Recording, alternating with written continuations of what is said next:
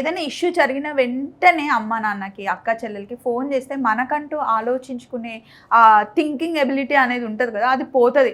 పక్క వాళ్ళు చెప్పింది మనం ఫాలో అవుతూ ఉంటాం. సో నాకు అది ఒక్కటే నచ్చదు. అట్లంటే మీరు అనొచ్చేమో, అంటే ప్రాబ్లం వస్తే అమ్మ నాన్నకు చెప్పుకోవద్దా, అక్క చెల్లెకి చెప్పుకోవద్దా అంటే, నిజంగా వాళ్ళు నిన్ను కట్నం కోసం ఇబ్బంది పెడుతున్నారు, నిన్ను టార్చర్ చేస్తున్నారు, నువ్వు అక్కడ భరించలేకపోతున్నావు, మీ ఆయన నిన్ను అనుమానిస్తున్నాడు, నీకు డబ్బులు ఇవ్వట్లేదు, అలాంటివి చెప్పుకో, హ్యాపీగా చెప్పుకో. ఎందుకంటే అమ్మ నాన్న కాకపోతే ఎవరికి చెప్తారు? అంతే కదా.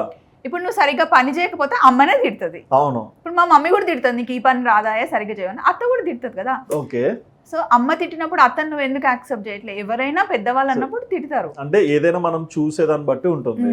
అది నేను అంటున్నా. అంటే అమ్మని ఎట్లా యాక్సెప్ట్ చేసినావు అత్తమ్మని కూడా యాక్సెప్ట్ చేయి. ఒకవేళ నచ్చకపోతే కొద్దిసేపు అయ్యాక, అత్తమ్మ నాకు కొంచెం ఇబ్బందిగా ఉంది అత్తమ్మ, నాకు ఇది నచ్చలేదు, చెప్పుకునే విధానం చెప్పుకుంటే బాగుంటుంది. అది హస్బెండ్ చెవిలో చెప్పడం కాదు, డైరెక్ట్ కమ్యూనికేషన్ అక్కడికి వెళ్ళిపోవాలి.